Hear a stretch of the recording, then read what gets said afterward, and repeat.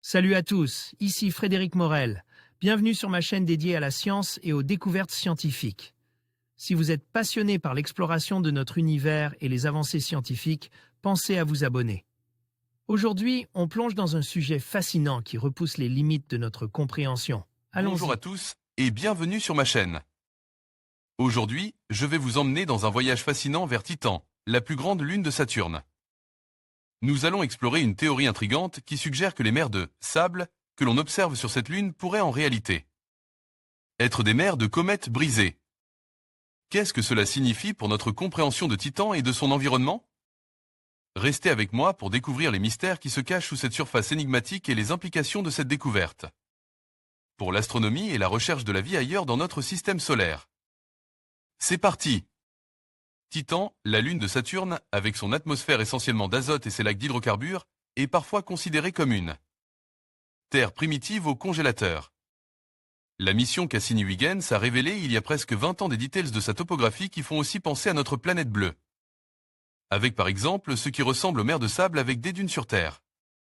Mais les dunes de Titan pourraient avoir une origine très exotique selon certains planétologues.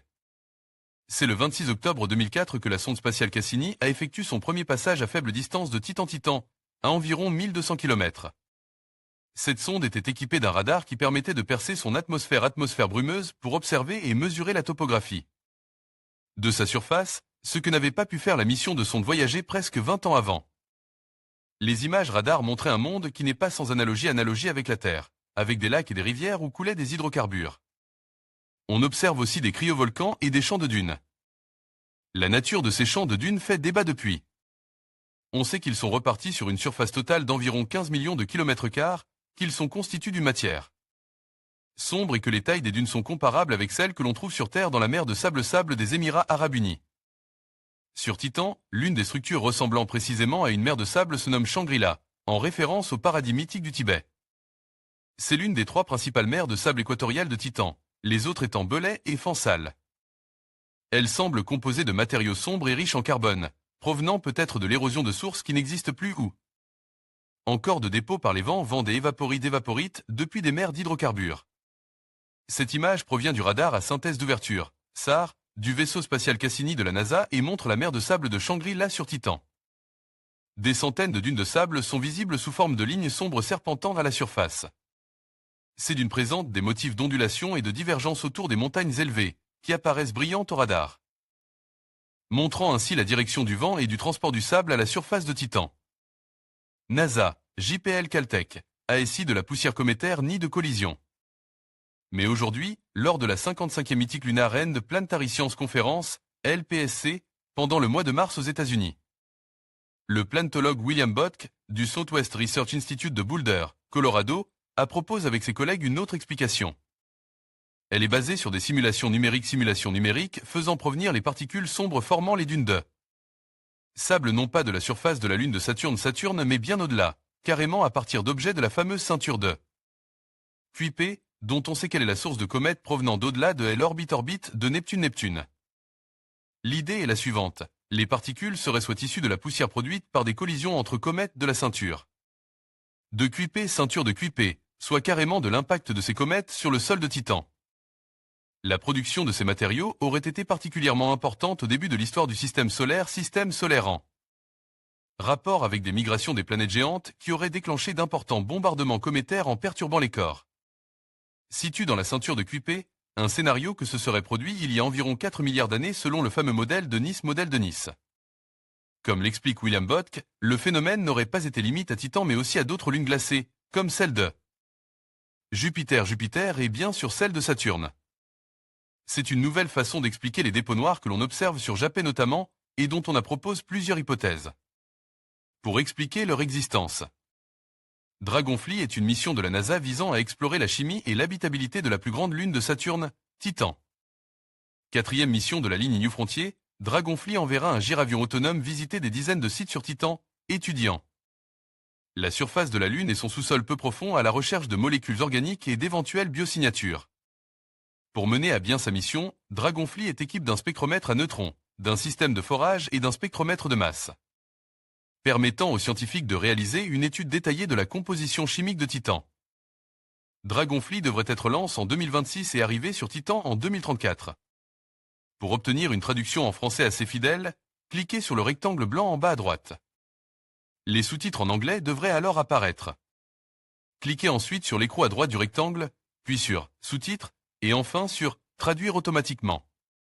Choisissez Français. NASA Goddard Space Flight Center, Johns Hopkins APL, une hypothèse testable avec Dragonfly? Les calculs montrent au moins que les collisions et les impacts cométaires pouvaient avoir apporté la matière suffisante pour expliquer les dunes de Titan. Il y a toutefois un point faible dans ce scénario. La surface de Titan est jeune car peu cratrisée, ce qui implique que des processus renouvellent en permanence sa topographie. Il n'est pas certain que ce soit compatible avec l'idée de champ d'une forme par des dépôts cométaires importants il y a des milliards d'années. Sur Terre, nous avons une certaine connaissance des particules cométaires atteignant sa surface, de sorte qu'il est en principe possible, en analysant par exemple les particules des dunes de Shangri-La in situ, de tester l'hypothèse de William Bock et ses collègues sur la provenance des grains de sable de ces dunes. C'est précisément le genre de choses qui devrait être rendu possible par la mission Dragonfly de la NASA vers Titan, dont le lancement est prévu en 2028.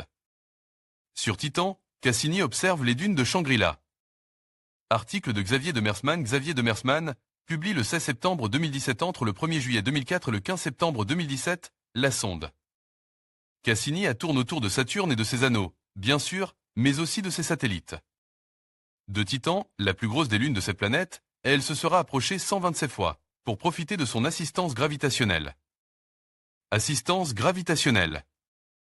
Au premier passage, elle alargue le module Huygens et au suivant, elle en ausculte la surface au radar.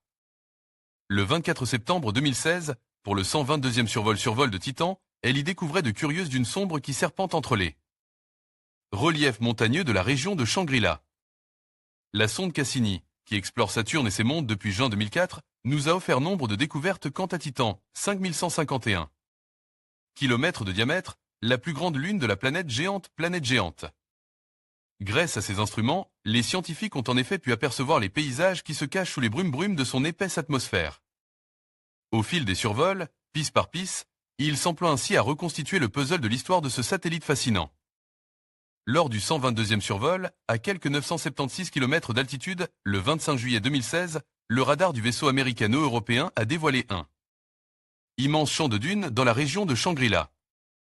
Composées de grains d'hydrocarbures tombent de l'atmosphère, elles sont vraisemblablement façonnées par les alizalises venues de l'ouest.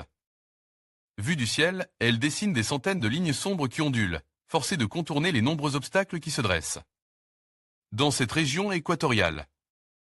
Elles témoignent de l'activité éolienne, passée et présente, et aussi des rares reliefs montagneux du deuxième plus grand satellite du système solaire. Cassini, qui achèvera sa mission en 2017, a encore 4 survols de Titan sur son agenda. La sonde se concentrera sur les lacs et mers d'hydrocarbures situés sur le cercle polaire Nord. Cela promet de nouvelles images étonnantes de ce monde distant de près 1,5 milliard de kilomètres de la Terre. En conclusion, les mers de sable de Titan pourraient bien être le résultat de comètes brisées, offrant ainsi une perspective fascinante sur la dynamique de ce monde mystérieux. Cette hypothèse ouvre la porte à de nouvelles recherches et à une meilleure compréhension des processus qui façonnent non seulement Titan, mais aussi d'autres corps célestes.